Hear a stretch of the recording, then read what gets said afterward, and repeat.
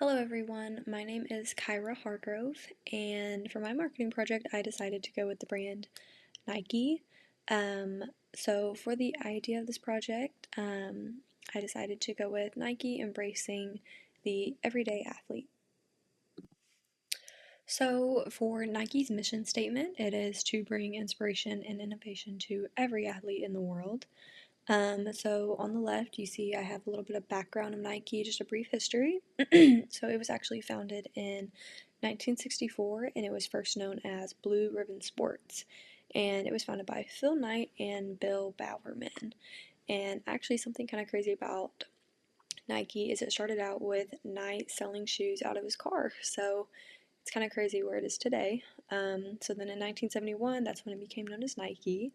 And as we all know, it is known for all of its athletic gear, its clothing, shoes, equipment, and then, of course, all of Nike's famous endorsements. So then looking on to the right side of the screen, I have my SWOT analysis. So this is going to be the strengths, weaknesses, opportunities, and threats of Nike. So for the strengths, of course, Nike is a very strong global brand. Nike is known all over the world. They have very innovative products and technology. They're always staying up to date with whatever is coming out, and they have a huge social media presence.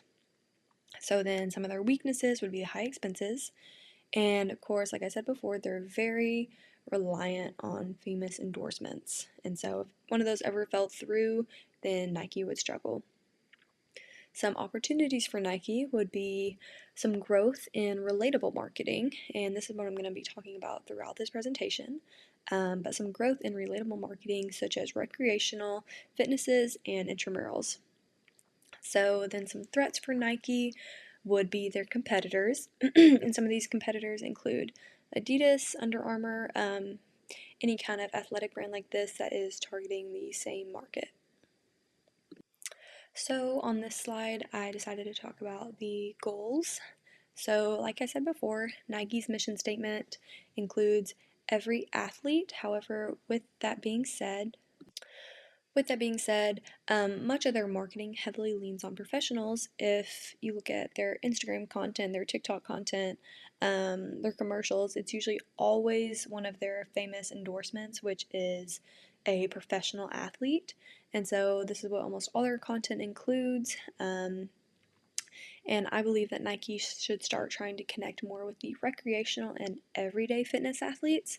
And with this, the brand has the opportunity to become a lot more relatable. And with this idea, Nike truly follows their mission statement and the brand becomes for everyone. So, for my strategic marketing goal, I think Nike should increase brand relevance and engagement among non professional athletes by 15% within 1 year through the use of storytelling and social media content. So then if we look to the right side of the screen, I have my SMART goals. So this is why my strategic marketing goal is a SMART goal. This is why it is specific, measurable, attainable, realistic, and has a good time. And so you can look over those. Like I said, it's very specific, it's measurable, 15% within 1 year. It's attainable because Nike has a very strong track record, and so if they're persistent with their marketing, it would be attainable. And it is a realistic percentage, however, it still challenges the brand, which is what you want. You don't want it to be, too easy of a goal. And then, of course, I have the time, which is a year to reach 15% growth.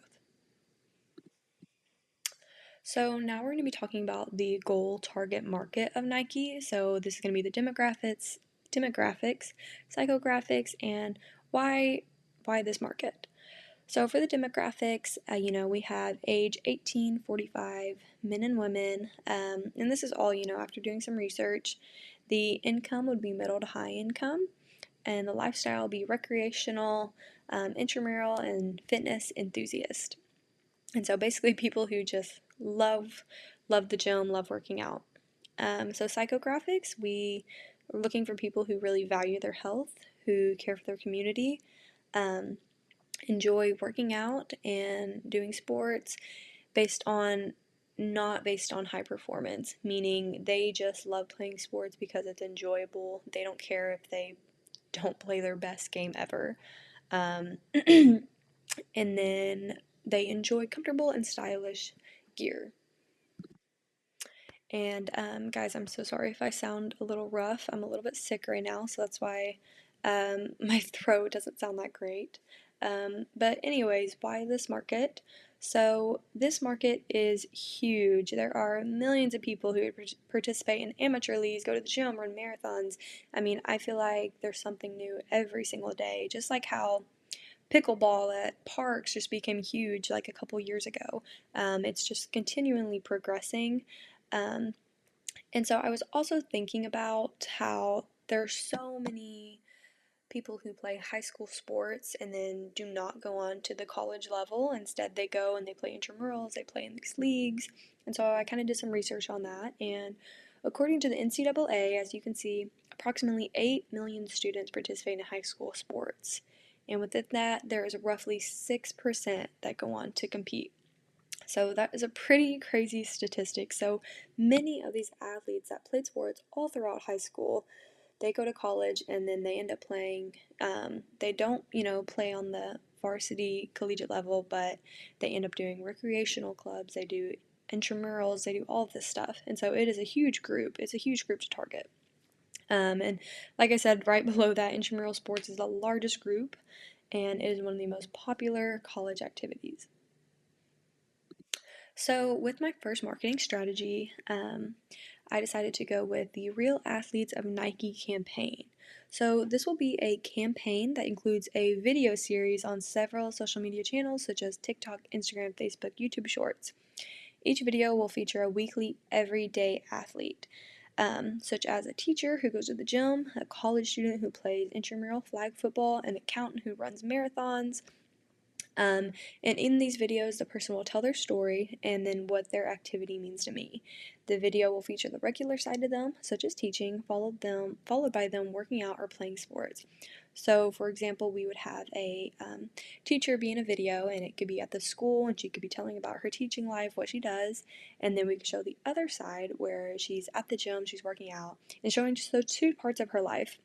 And so this would really branch out from Nike because, like I said before, a lot of our content includes the professional athletes. And so I think showing just these regular people um, doing these, athletic activities would help Nike just connect with this side of the audience. And each weekly video would be short, fun, entertaining. And like I said, this will allow Nike's audience to personally connect with the brand by relating with a regular person rather than a professional. And then the last bullet point, I just kind of talk about how social media is a low cost, and so that would also be really helpful for Nike. So, for my next marketing strategy idea, I decided to come up with a Nike app, which is called Nike Pickup. So, this app will allow people to find local pickup games, running clubs, or workouts going on in their area. So basically, if you are creating your own pickup game, you could simply add your game to the app and you can include the sport, the location, how many players are needed. And there can be other criteria as well, but that's just the basis. Um, and I think this is great because, like I'm talking about in the next point, there's so many times in pickup games, if you guys have ever played in them, that you need an extra player, or maybe you need 3 extra players. And how awesome would it be to just get on the app and be able to notify people in the area, hey, does anyone want to come play? Um, and then on the flip side of that, many people do want to play, but they don't know where. And so this would help people find games in their surrounding area. And I think it would just be really effective. And so, like I'm saying in the next point, people could even turn on their notifications for the app. And so they're notified anytime a new game, workout, or run is taking place. And with an app like this, Nike would be able to bring people together all around the world for these non professional sports. And because of this, the brand would begin gaining the goal target audience that we talked about in the beginning. So, for the last marketing strategy, I decided to go with a Nike starter pack. So, essentially, this would be a starter kit that includes a bundle of the brand's gear targeted towards fitness beginners. So this kit would include essentials such as shoes, t-shirts, shorts, water bottle, beginner workout guide, and then kind of going off of what I was just talking about, a QR code that could contain the Nike Pickup app. So it's just basically all the essentials to get started on your fitness journey. And like I said, it will be targeted towards beginners in the athletic fitness world. And because of this, this package will also be a very affordable option. Um, and this will not only make Nike a relatable and welcoming brand, but it will encourage first time buyers to choose Nike as their starting point. So, an athlete who's just starting out, someone who just wants to start going to the gym, they see these Nike starter packs, they decide to do it, and then they could be locked into Nike. They always want to go to Nike. So, with this strategy should boost sales through the bundled value and emotional connection that it creates with its target audience. So, through this slide, I'm kind of just talking about marketing effectiveness. So, how can we measure how each of these strategies are doing? So, with the first strategy, this was the Real Athletes campaign. Um, so, this can be tracked, of course, through participation in the campaign, how many people want to participate and actually be in the content. And then, along with this, you can track social media likes, follows, shares, on each of these posts, and then this number can be compared each month. Each month we can see how the videos are doing, if they're improving, if we're getting more sales through them. So that's kind of how we would measure that. For the Nike Pickup app, this brand would be able to measure effectiveness through the number of downloads each month on the App Store.